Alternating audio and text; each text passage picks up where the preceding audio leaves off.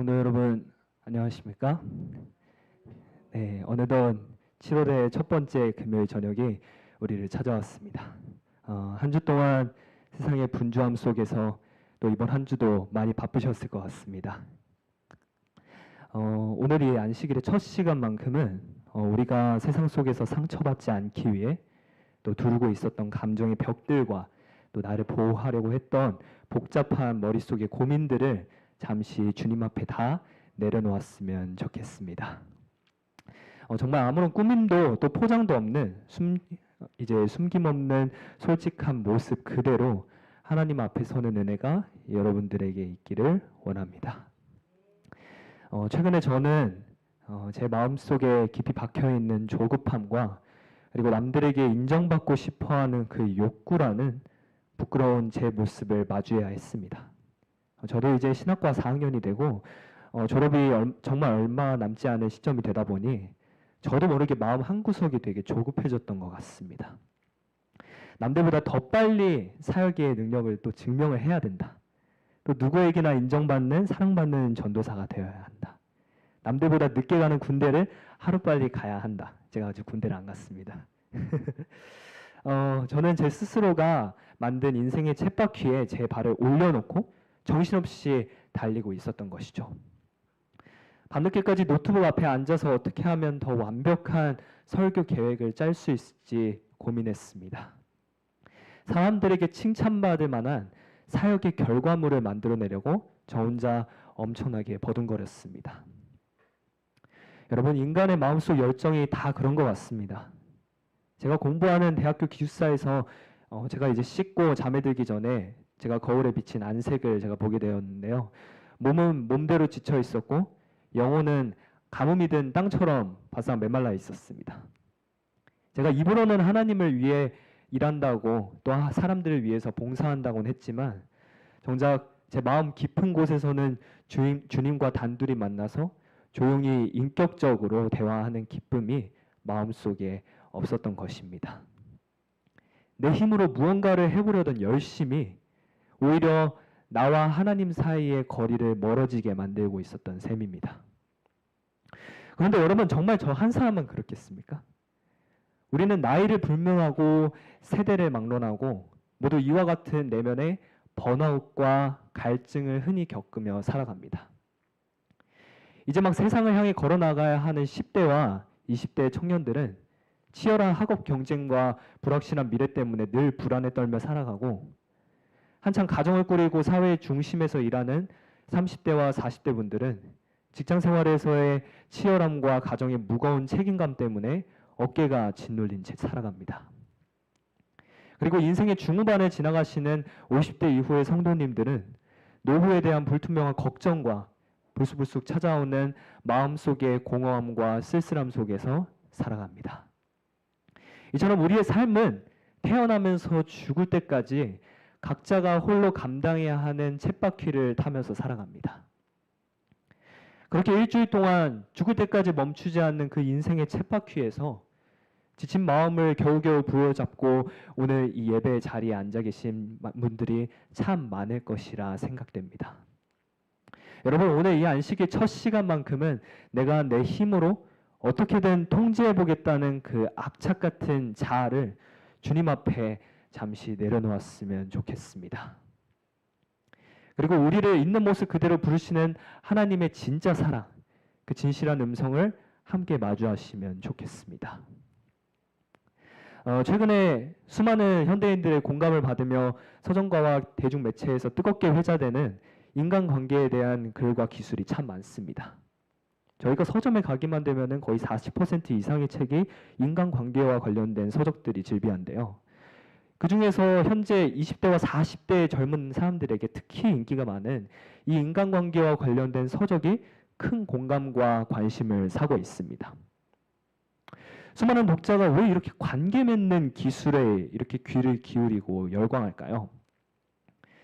그 이유에는 현 시대를 살아가는 젊은 사람들이 특히 인간관계 속에서 느끼는 깊은 소외감과 거절에 대한 불안감, 또 인간관계가 직장과 가족과 연인관계 등의 삶의 중요한 위치에 자리 잡고 있기 때문입니다.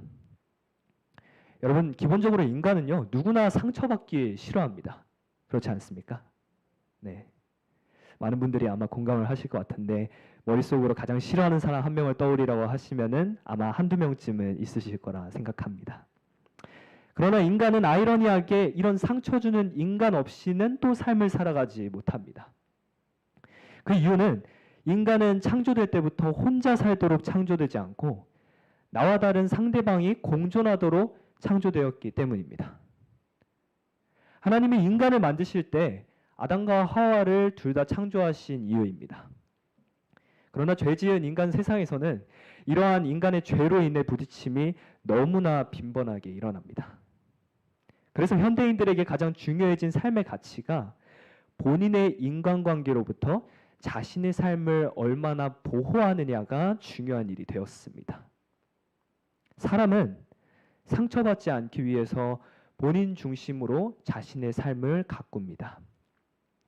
그래서 세상이 가르쳐주는 현대적인 인간관계의 핵심 기술은 역설적이게도 사람 사이에서의 조화보다도 갈등과 아픔 속에서 내 마음을 다치지 않게 철저히 방어하는 법을 가르치고 있습니다. 어느 정도 내가 살아가는 현실을 수용하고 받아들일 수 있어야 된다는 말이죠. 상대방에게 너무 빨리 내 마음의 패를 다 보여주거나 과도하게 깊이 빠져들면 나중에 상대방의 반응에 따라 내가 받게 될 심리적인 타격과 리스크가 너무나 크기 때문입니다. 관계의 초반에는 철저하게 속도를 조절하라는 방법을 가르칩니다. 내 애정의 표현을 크기를 일부러 줄이고 밀고 당기기를 하면서 나 자신을 지키는 법을 배워야 똑똑한 사람이라는 조언을 합니다. 20, 30대는 연애와 결혼을 할 때, 또 40, 50대는 가족을 부양하는 가장이 되었을 때 세상은 더 사랑하는 사람이 결국 약자가 될 수밖에 없다고 이 서적들은 가르칩니다. 내 마음의 진짜 크기를 숨기거나 일부러 카톡 메시지나 SNS에 답장을 늦게 보내면서 내 감정을 억지로 통제하려 듭니다. 그래야만 나중에 거절당하거나 상대방이 변심해서 떠나가게 됐을 때 내 자존심이 덜 상하고 자존감이 덜 망가지고 내 자신의 인생이 덜 초라해질 테니까요. 조바심 내지 말고 철저하게 이성적인 페이스를 유지하라는 것. 한마디로 내가 다치고 손해보기 싫으니까 상대방을 적당히 내가 덜 사랑하는 삶을 사는 것이 현대사회가 말하는 가장 안전하고 현실적이고 영리한 관계의 기술이 되었다는 것입니다. 그런데 인간관계 심리학에서 말하듯 우리 인간에게는 본능적으로 상대방의 가치나 나에게 돌아올 이해타산적인 보상을 먼저 계산하는 사회교환 이론적 본능이 우리의 뼛속에 깊이 새겨져 있습니다. 사람은 환경에 따라서 바뀌게 된 게 아니고요. 비용과 보상이 균형을 지고 있을 때 비로소 내가 하고 있는 일들을 실행으로 옮깁니다. 그래서 이러한 상호작용 속에서 비단 연인관계에서만, 가족관계에서만, 또 부모관계에서만 이 일들이 해당되는 것이 아닙니다. 요즘 부모와 자녀 사이의 관계에서도 직장 내 동료 관계나 심지어 하나 되는 교회 안에서까지도 성도들끼리도 우리는 다치지 않으려고 서로 보이지 않는 감정의 울타리를 아주 높고 단단하게 칩니다. 이처럼 우리의 마음을 표현하는 헌신적인 일을 우리는 조심하면서 살아갑니다. 내가 100 중에 100만큼을 상대방한테 쏟아부을 수가 없다는 것입니다. 내가 100 중에 100을 상대방에게 쏟아붓고 헌신했다가 상대방이 내 마음을 알아주지 않거나 내 노력을 제대로 이해하지 못하면은 나만 바보가 되고 손해가 된다는 사실이 우리의 마음속에 각인되어 있다는 사실입니다. 깊이 엮여서 감정 소비하고 상처받느니 그냥 적당히 예의 바르고 비즈니스적인 거리를 유지하면서 나를 보호하는 것이 훨씬 현명하다고 생각하는 것입니다. 우리는 세대를 초월해서 이 덜 사랑하고 적당한 거리를 두는 방식을 아주 똑똑한 생존 전략이자 인간관계의 지혜처럼 생각하면서 살아가고 있는 세상 속에 살고 있습니다. 진짜 심각한 문제는 무엇이냐 하면은 우리가 세상 속에서 내 마음을 방어하고 나를 지키기 위해 썼던 이 습관들을 하나님의 은혜가 있는 신앙의 영역에까지 그대로 가지고 들어온다는 점입니다. 우리는 하나님을 대할 때조차 상처받기 싫어합니다. 우리 삶의 주도권을 그분께 절대 뺏기지 않으려고 철저하게 방어막을 세운 채 마음의 거리를 두기 시작합니다. 하나님께 내 모든 인생의 통제권을 완전히 넘겨드렸다가 혹시 내 삶이 내가 원치 않는 방향으로 흘러가거나 하나님 때문에 손해를 보게 될까 봐 우리는 두려워하는 것입니다. 혹시 그런 마음이 기도할 때 문득 들었던 적이 있으십니까? 그러다가 인생에 덜컥 내 힘으로 감당할 수 없는 거친 시련이 찾아오거나 내 이기적인 선택과 탐욕 때문에 소중한 사람들의 관계가 깨지거나 일이 터지고 나서야 우리는 눈물을 흘리면서 주님 앞에 부르짖습니다. 주님, 제가 잘못했습니다. 그러니까 제발 이번 한 번만 이런 고통스러운 환경을 주님 벗어나게 해주십시오. 저는 그런 기도를 참 많이 드렸던 것 같습니다. 제 인생의 복잡한 인생을 제발 좀 빨리 치워달라고 하는 이 기도가 나쁜 것은 아닙니다. 하나님께서는 우리가 고통스럽고 힘들어할 때 우리의 필요를 들으시기 원하시기 때문이죠. 그러나 이러한 기도는 하나님께 문제가 되지는 않고요. 우리의 영혼을 지치게 만드는 우리에게 문제가 되는 기도입니다. 저번 달 제 설교에서도 말씀을 드렸지만 자기중심적인 기도는, 자기중심적인 회개는 그 속에 자기중심적인 기대가 존재합니다. 우리는 내가 주님 앞에서 나와서 부르짖는 그 기도가 하나님의 생각을 헤아리고자 물어보는 것인지 아니면 하나님 앞에서 나의 소원을 들어주시기 바라는 마음으로 기도를 드리는 것인지 우리는 매번 무릎 꿇는 그 자리에서 기도드릴 때마다 생각해야 합니다. 인간이 하나님의 생각에 가까워지게 될 때마다 우리는 하나님 앞에 소원보다 하나님 그 자체를 찾는 내 자신을 발견할 수 있게 됩니다. 그래서 우리는 이 사실을 통해서 무엇을 발견할 수 있냐면요. 우리의 신앙은 많은 경우 내 허물에 대한 본질적인 아픔과 하나님을 향한 순수한 애정에서 나오지만은 않는다는 사실입니다. 무의식적으로 어느 정도는 내가 드리는 기도가 나 자신이 하나님께 기대하는 모습이 있다는 것이고 생명보험처럼 마치 기도나 우리의 신앙이 나의 삶을 보장해 주길 바라는 기대가 있다는 것입니다. 그 이유로 하나님 앞에 기대를 걸어보고자 노력하는 신앙을 하기도 한다는 것입니다. 내 노력과 내 실력으로 나를 적당히 고쳐서서 하나님 마음에 드는 경건한 사람으로 거듭나야겠다는 생각 자체가 우리가 복음에 대해서 잘 모르는 교만이 될 수 있다는 사실입니다. 왜냐하면 우리의 인간 신앙의 본질이 인간 중심의 삶에만 맞춰져 있기 때문입니다. 우리가 세상에 살아가는 사람이기 때문에 공교롭게도 그런지 모르겠습니다. 우리는 정말 많은 순간 하나님 그 자체보다도 하나님이 주시는 선물만 좋아할 때가 많은 것 같습니다. 여러분도 그러십니까? 저는 정말 많은 그런 시간 동안 정말 하나님 앞에 선물 향해서 기도를 정말 많이 했던 것 같다고 생각이 들게 되었습니다. 그렇다면 성도 여러분, 우리가 오늘 읽게 될 조금은 난해해 보일 수도 있는 이 호세아 3장 1절의 말씀을 가만히 주목해 보겠습니다. 오늘 본문 말씀은 우리에게 정말 말도 안 되는 사실로 어떤 한 사람을 사랑하라는 메시지를 담고 있습니다. 다 같이 읽어보겠습니다. 호세아 3장 1절입니다. 시작. 여호와께서 내게 이르시되 이스라엘 자손이 다른 신을 섬기고 건포도 과자를 즐길지라도 여호와가 그들을 사랑하니 너는 또 가서 타인의 사랑을 받아 음녀가 된 그 여자를 사랑하라 하시기로. 이 구절을 보면 우리의 상식과 세상의 관계 기술로는 도무지 이해할 수 없는 명령이 나옵니다. 하나님께서 줄곧 성경에는 사람들에게 이해하지 못할 것 같은 하나님의 섭리를 사람들에게 가르치고 있습니다. 세상에는 나에게 조그만 피해를 주거나 매력 없이 행동하는 사람들에게도 애정을 느끼기가 불가능에 가까운데 하나님은 거기서 한술 더 떠서 호세아에게 미운 짓만 골라서 하고 바람이 나서 도망간 이 아내를 다시 사랑하라는 명령을 하고 계십니다. 여러분, 현실 입장에서 호세아 입장에서는 이 말씀이 이 명령이 너무나 손해가 되고 이상한 명령입니다. 여호와께서 비로소 호세아로 말씀하시니라. 여호와께서 이르시되 너는 가서 음란한 아내를 취하여 음란한 자식들을 낳아라. 이 나라가 여호와를 떠나 크게 행음함이라. 이에 그가 가서 디블라임의 딸 고멜을 맞이하였으니 고멜이 임신하여 아들을 낳으매. 디블라임의 딸 고멜.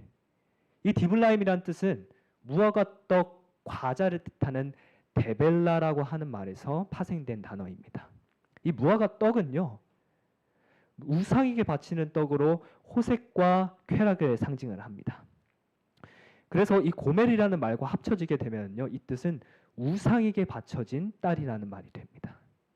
하나님은 호세아 선지자를 불러서 우상에게 바쳐진 여자와 함께 결혼을 하고 음란한 자식들을 낳으라고 명령하십니다. 왜 그러셨을까요? 그 이유는 이스라엘 나라가 하나님을 떠나서 이방 사람들과 어울려서 행음했기 때문입니다. 여러분, 이 행음이란 뜻은요, 단순히 저희가 생각하는 그런 보편적인 뜻만 있는 것이 아니고 음란이라는 단어와 함께 엮어서 생각할 수 있는데요. 이 음란이라는 단어는 마음에 정함이 없어서 난잡한 마음의 상태를 말하기도 합니다. 우리의 마음이 세상 일들로 인해서 난잡한 상태에 있다는 것입니다. 이스라엘 백성들의 마음이 음란했던 것은 마음이 난잡해졌다는 뜻입니다. 결혼한 아내는 남편만을 사랑하고 남편만을 따라야지 좋은 아내입니다. 아내가 남편이 아닌 다른 남자를 사랑하거나 따라가서 산다면은 그 여자를 음란하다고 합니다. 이스라엘 사람들은 거룩한 하나님의 사랑 호세아 선지자가 이 신부값을 내고 고멜이라는 여자와 결혼한 것을 보았습니다. 호세아 선지자는 고멜을 진실하게 사랑하고 위해주면서 모든 것을 아낌없이 주었습니다. 하지만 아내가 된 이 고멜은 남편을 두고 다른 남자와 만나서 연애하며 돌아다녔습니다. 다른 남자들과 놀러 다니면서 함께 자고 웃고 밥을 먹으면서 결혼을 했는데 남편 없는 여자처럼 이 여자가 지내는 것입니다. 호세아는 요즘 사람들이 흔히 말하는 독방육아 일까지 도맡아 하면서 퐁퐁남이 된 것입니다. 여러분, 이 퐁퐁남이라는 이 단어는요, 요즘 저희 MZ들 사이에서 또 Z세대 사이에서 유행되는 말인데, 함께 결혼한 여자와 남자가 남자에게 전부 다 모든 책임을 지어주면서 남자에게 가정의 살림과 그 모든 일들과 책임을 다 전가하는 것을 의미를 합니다. 고멜이 그런 여자가 되는 것이죠. 그래서 다른 사람들이 이런 말을 하게 됩니다. 어떻게 저렇게 나쁜 여자가 있을까? 아니, 호세아 선지자가 너무 아까운데? 훌륭한 호세아 선지자가 저런 어떻게 더러운 여자 고멜과 함께 만나게 된 거지? 저 여자를 쫓아내야겠다. 그 당시 이스라엘 법에 따라서 음란한 여자, 행음한 여자를 동네에서 쫓아내야 됐던 것입니다. 사람들은 고멜에게 큰 소리로 욕하고 소리 질렀습니다. 그리고 그 여자를 동네에서 내쫓으려고 했습니다. 그런 이스라엘 사람들에게 호세아 선지자는요, 하나님의 뜻을 따라 은 15개와 보리 한 호멜 반의 돈으로, 하나 돈으로 환산하면 약 400만 원 가까이 되는 돈입니다. 그 정도의 돈으로 고멜을 다시 자기 집으로 데리고 옵니다. 여러분, 이 사실을 우리 시대에서 이해할 수 있는 일입니까? 여러분, 호세아 선지자 당시 때 이스라엘 백성들은요, 하나님을 구원자가 아닌 현세적인 풍요를 주는 수단으로 생각했습니다. 하나님이 왜 호세아에게 고멜을 다시 데리고 오라고 하셨을까요?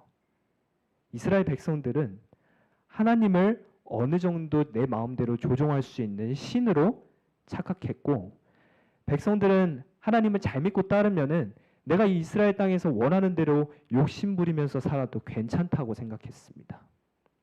이스라엘 백성들은 비와 풍요를 가져다 줬던 가나안의 우상인 바알신과 하나님을 헷갈렸습니다. 이 당시 하나님을 배척하지는 않았지만 바알신의 화신으로 믿었다는 정설이 있다고 합니다. 하나님의 유일한 창조주가 아닌 자연을 다스리는 여러 신 중 하나로 이들은 취급했습니다. 그들은 자신의 욕망에만 정신이 팔려서 하나님을 이해하는 신앙을 멀리했습니다. 이스라엘 백성들이 타락하게 된 이유는 하나님을 미워하고 적대시했기 때문이 아닙니다. 그들이 영적인 필요에서 멀어지게 됐을 때 자연스럽게 이스라엘은 영적인 타락에 빠지게 되는 것입니다. 고멜은 선지자의 아내라는 과분한 특권을 얻었음에도 불구하고 남편의 사랑을 배신하고 다른 남자에게로 가출하여서 방탕하게 살다가 결국 노예 신세로 전락해버린 여인입니다. 100마디 말로 당신의 사랑을 설명하는 것보다 인간의 처지에서 도저히 불가능한 사랑의 한계를 직접 몸으로 겪어내게 하심으로써 배신한 인간을 바라보시는 하나님의 사람이 하나님의 마음이 얼마나 힘드신지 또 그들을 향한 하나님의 사랑이 얼마나 거대한지 하나님은 이들에게 몸소 가르쳐 주시기 원했습니다. 오늘 우리는 이런 호세아의 이야기를 통해서 우리가 꼭 알아야 하는 하늘사랑의 구체적인 세 가지 속성을 마주해야 합니다. 첫 번째로 인간과는 다르게 하나님은 인간을 인간 그 자체로 사랑하십니다. 하나님께서 호세아에게 명령하신 첫 번째 진실은 이스라엘 백성들이 다른 신을 섬기고 우상 앞에 사치스러운 건포도 과자를 즐기면서 하나님을 떠나는 잔치를 벌이고 있을 바로 그때에 여호와께서는 그들을 여전히 사랑하고 계셨다는 사실입니다. 이스라엘 백성들의 마음과는 다르게 하나님은 인간 그 자체로 이들을 사랑하셨습니다. 하나님은 우리가 어떤 영적인 매력을 갖추었거나 남들보다 대단한 일을 했기 때문에 우리를 사랑해 주신 것이 결코 아닙니다. 우리가 아직 죄인이고 악을 행하고 있었을 때 그리하여 하나님 마음속에 마땅한 미움과 심판을 받아야 될 악조건만 가득할 때 하나님은 아무런 조건 없이 자신의 마음과 하늘의 전부를 열어 부어주시는 사랑을 보여주셨습니다. 우리는 이 상상도 할 수 없는 이 높은 사랑을 하나님과 함께 동행하면서 느껴야 합니다. 만약 하나님께서 세상의 방식처럼 우리가 행한 대로만 주고받는 조건부 사랑으로만 우리에게 다가오셨다면 우리가 지금 실천하고 있는 덜 사랑하는 삶의 사랑으로만 하나님께서 우리를 대하셨다면 오늘 이 자리에 살아남아서 안식일의 은혜를 말할 수 있는 사람은 단 한 명도 존재하지 못했을 것입니다. 두 번째는요, 우리를 위하여서 친히 값을 내고 다시 우리를 데려오셨다는 대속의 사랑입니다. 호세아가 하나님의 명을 받들어서 고멜을 다시 집으로 데려오라고 했을 때 그는 그냥 말로만 내가 너를 용서하니까 돌아오라고 할 수가 없었습니다. 고멜은 이미 다른 남자의 소유가 되어서 비참한 창녀나 여종의 신분으로 구속되어 있었기 때문입니다. 그래서 주인 남자의 허락 없이는 이 고멜은 결코 자신 스스로의 힘으로 벗어날 수가 없었습니다. 그래서 호세아는 2절의 기록처럼 직접 그 노예 시장으로 찾아가서 은 5개와 은 15개와 보리 한 호멜 반이라는 값을 지불하고 그녀를 사와야 했습니다. 이 값을 당시의 화폐 가치로 전체 계산해 보면은 정확히 노예 한 명의 몸값이 은 30세겔이 됩니다. 남편을 배반하고 떠난 고멜의 결말은 비참한 노예였던 것입니다. 우리의 영적인 모습이 딱 이 고멜과 같았습니다. 세상에 상처받지 않으려고 마음을 아끼고 내 정욕을 채우기 위해서 죄 아래 종노릇하면서 사망의 저주에 꼼짝없이 묶여 있으면서도 정작 그 비참한 자리에서 벗어날 생각조차 스스로 꿈에도 하지 못했던 존재들이었습니다. 고멜이 노예 시장에서 호세아가 자신을 찾아오리라고 이 고멜은 아마 상상도 못했을 것입니다. 그런 우리를 죄의 속박에서 완전히 건져내어서 당신의 자녀로 또 주님의 신부로 삼아주시기 위해 하나님께서는 당신의 독생자 예수 그리스도의 보혈이라는 우주에서 가장 비싸고 귀한 값을 대신 치러주셨습니다. 하나님은 이 사실을 통해서 우리를 향한 예수님의 사랑을 보여주시기 원하셨습니다. 은 30세겔에 팔리신 예수님도 그 대속의 복음을 마주하는 순간에 내 힘으로 내 자신을 지키려던 굳어버린 자아가 비로소 깨어지고 그 고집스러웠던 목이 숙여지면서 하나님 앞에 진정한 회개를 우리는 할 수 있게 되는 것입니다. 마지막으로 우리가 돌아올 때까지 하나님께서는 오랫동안 우리를 기다려 주십니다. 인내의 사랑을 보여주십니다. 호세아가 엄청난 대가를 치르고 고멜을 다시 집으로 데려왔지만 상황이 바로 아름답게 끝나지 않았습니다. 몸은 돌아왔는데요. 고멜의 마음속에는 남아있었던 오랜 음란한 본성과 과거의 실수들이 아직도 남아있어서 하루아침에 지워지지 않았기 때문입니다. 그래서 호세아는 고멜을 두고 3절의 말씀처럼 오랫동안 기다리게 됩니다. 너는 많은 날 동안 나와 함께 지내고 행음하지 말며 다른 남자를 쫓지 말라. 나도 내게 그러하리라. 이 말은 단순히 오래 행복하게 살자는 그런 말이 아니고 내가 진심으로 주님의 은혜를 깨닫고 인격적인 변화가 일어날 때까지 아무리 오랜 세월이 걸릴지라도 하나님께서는 참고 견디고 너와 함께 살면서 기다려주겠다는 말입니다.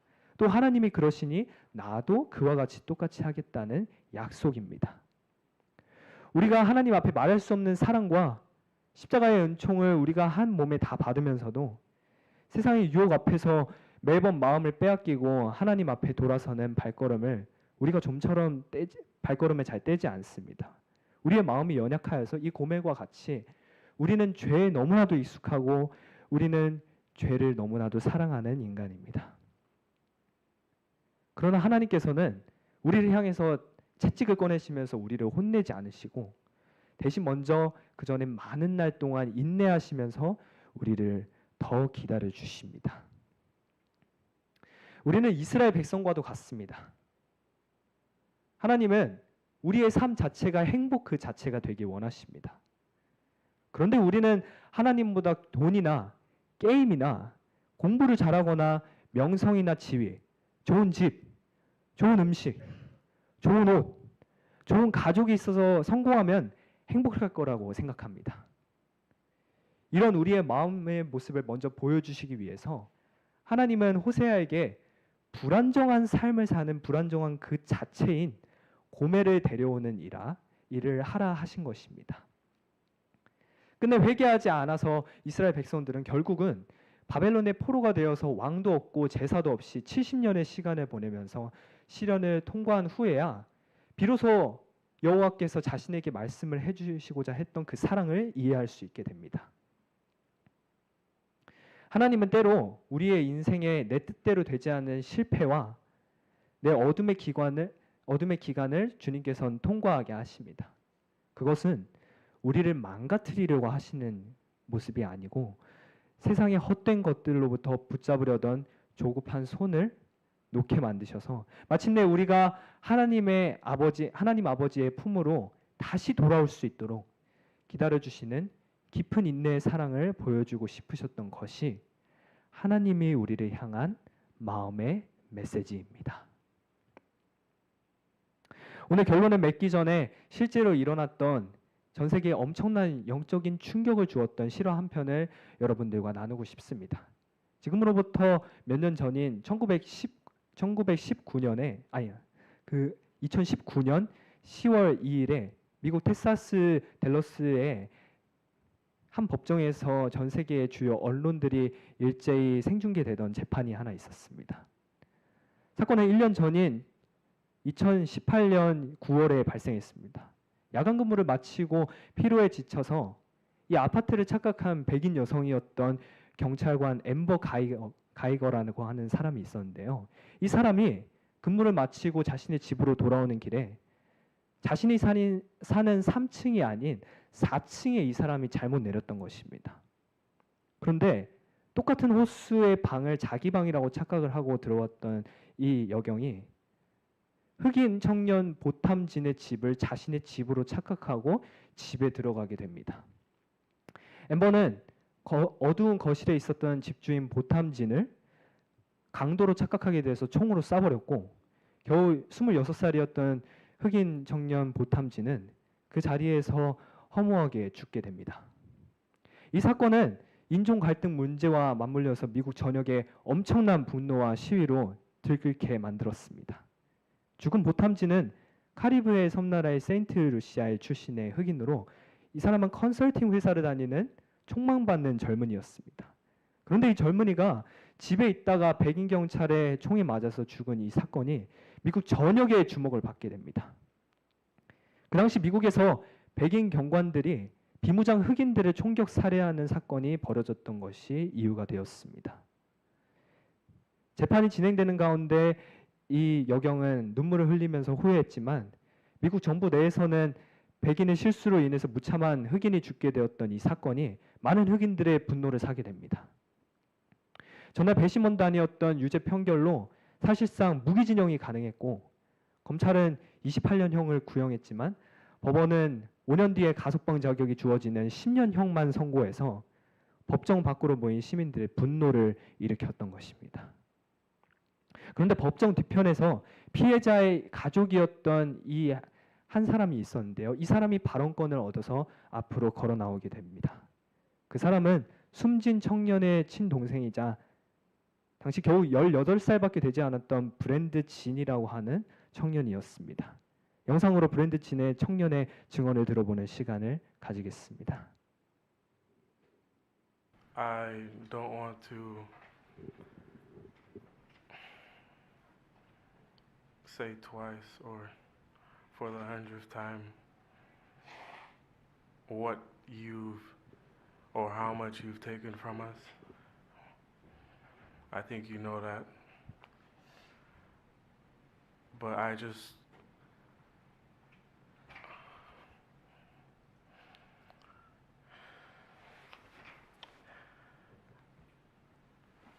hope you go to God with all the guilt, the bad things you may have done in the past. Each and every one of us may have done something that we're not supposed to do. If you truly are sorry, I know I can speak for myself. I forgive you, and I know if you go to God and ask Him, He will forgive you.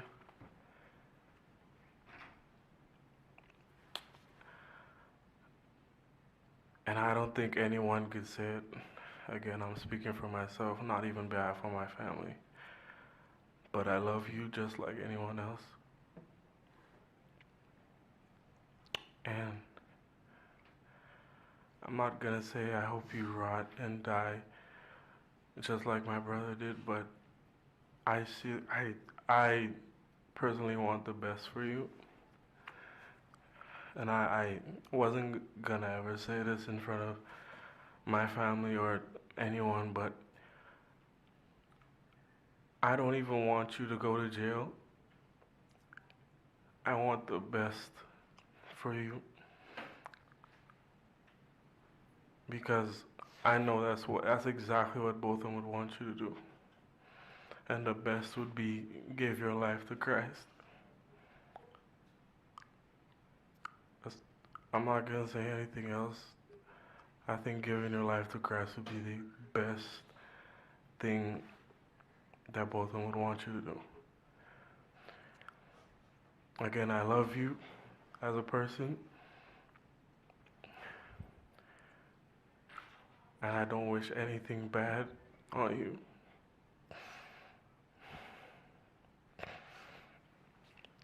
I don't know if this is possible, but can I give her a hug, please?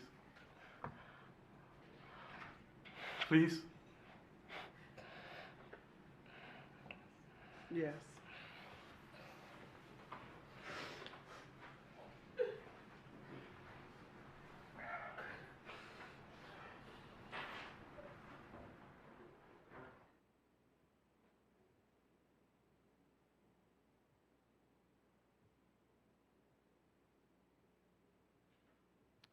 이 광경을 보던 판사는 눈물을 훔치면서 가해자에게 자기가 가지고 있는 개인 성경책을 넘겨주면서 새 인생을 살라고 격려했고, 이 사건은 역대 지금까지 없었던 전후무한 살인 사건이 무죄 판결이 나게 됐었던 최초의 사건이 됩니다. 여러분, 브랜드 진 청년이 다른 사람들과 다르게 정신력이 좋아서 이렇게 할 수 있었을 것인가요? 아니면 혹시 이 청년이 본인의 형을 너무 미워했기 때문에 덤덤할 수 있었던 것일까요? 그가 이 여경을 용서할 수 있었던 이유는 자신이 이 사람을 용서하지 못하더라도 자신이 믿는, 또 형이 믿는 하나님께서는 이 사람을 용서할 것이라 굳게 믿었기 때문입니다. 이 청년의 믿음 속에는 우리가 죄인이었을 때 하나님께서 자신은 짓지도 않으신 죄를 몸소 지셨다는 사실을 이 사람은 강력하게 믿었을 것입니다. 이 여자도 하나님께서 친히 자신의 몸값을 치르시고 데려오신 사람이라는 사실을 알았을 것입니다. 이 청년의 마음속에는 아직 살아있는 사람의 구원을 하나님께서 원하실 것이라 믿었을 것입니다. I don't want to. 그렇다면 성도 여러분, 우리는 이제 어떻게 살아야 하겠습니까? 저는 오늘 설교의 주제 단어인 이 아리는 나의 삶이라고 하는 이 문구를 제가 집어넣어 봤는데요. 이 아리다라는 말 속에는 이중적인 의미가 숨어 있다고 생각합니다. 그 뜻으로는 배신하고 도망친 고매를 생각할 때마다 가슴 한구석이 찌릿하게 저며오는 마음 아리다의 통증이 있고, 동시에 내가 그 고매를 미워하지만 아무리 고개를 돌려도 자꾸만 내 눈앞에서 지울 수 없는 잔상으로 일렁거리는 눈의 아른거리다의 그리움이 겹쳐 있습니다. 이런 마음이라는 표현이 우리를 바라보시는 주님의 마음과 일치한다고 생각합니다. 우리가 세상을 영리한 관계 기술을 닮아서 상처받지 않으려고 마음을 아끼고 주님을 밀어낼 때 그분의 가슴은 아리도록 아프셨을 것입니다. 그럼에도 불구하고 우리가 주님 앞에 자꾸만 아른거려서 도저히 주님은 우리를 포기할 수가 없으셨던 것입니다. 아파서 아리고 눈에 아른거려서 끝내 아파할지라도 우리를 다시 사오기 위해서 하나님은 전부를 던지셨습니다. 죄지은 한 인간이 무엇이 그리 부귀영화를 누릴 수 있는 존재라고 하나님께서 이 인간을 감싸주시는 걸까요? 인간은 누구나 어머니의 태에서 태어나게 될 때 양손을 아주 꽉 움켜쥔 채 울면서 태어난다고 합니다. 신생아의 이런 반사는 생후 3개월에서 4개월까지 이어진다고 하는데요. 인간은 그처럼 태어날 때부터 세상의 모든 것을 쥐는 감각을 통해서 주변 사물을 인식하고 자신을 보호하고 자신의 몫을 챙깁니다. 내 상처를 통해서 내 힘으로 스스로 이 환경을 방어하겠다는 나의 자아의 본능적인 모습이 됩니다. 그러나 반대로 인간이 이 인생의 모든 여정을 마치고 죽게 될 때는 그 어떤 돈 많은 재벌이라 할지라도 움켜쥐었던 손을 완전히 편 채로 빈손으로 떠나갑니다. 모든 것을 버리고 아무것도 소유하지 않은 채로 본연의 자리로 돌아가는 것이 인생의 본질입니다. 여러분, 내가 태어나게 됐을 때 나 혼자 울고 내 주위의 모든 세상이 미소 지었지만 내가 이 세상을 떠나갈 때는 나 혼자 울고 내가 이 세상을 떠나갈 때는 나 혼자 미소 짓고 내 주위의 모든 사람들이 나의 떠남을 아쉬워하고 울어줄 수 있는 삶, 그런 삶이 정말 복되고 영화로운 삶이 될 수가 있을 것 같습니다. 그런 삶은요, 내가 상처받지 않으려고 마음의 문을 걸어 잠그고 덜 사랑하는 방법으로는 그 길에 도달할 수 없는 것 같습니다. 나 같은 죄인을 살리시기 위해서 하나님께서 가슴이 아리도록 아파하시면서도 하나님께서는 끝끝내 값을 지불하시고 나를 용납하신 그 자비의 신비 앞에 내가 꽉 움켜쥐고 있었던 그 손을 가만히 펴게 될 때 비로소 우리의 인생은 참된 안식과 평화를 경험할 수 있게 됩니다. 이번 안식의 저녁에 내 힘으로 내 자신을 지키고 증명하려고 했던 그 계획들을 다 주님 앞에 내려놓을 수 있었으면 좋겠습니다. 그리고 우리를 있는 모습 그대로 영원히 품어주시는 아버지 하나님의 풍요로운 사랑의 품 안에서 내 움켜진 손을 가만히 펴고 진정한 영혼의 안도감으로 회복하는 복된 주님의 자녀들이 되시기를 기도합니다. 우리 인생의 신비 속에서 우리가 하나님 앞에 기꺼이 손을 펴고 하나님과 함께 나아갈 수 있는 우리 목동교회 성도 여러분들이 되길 기대하며 말씀을 마치겠습니다.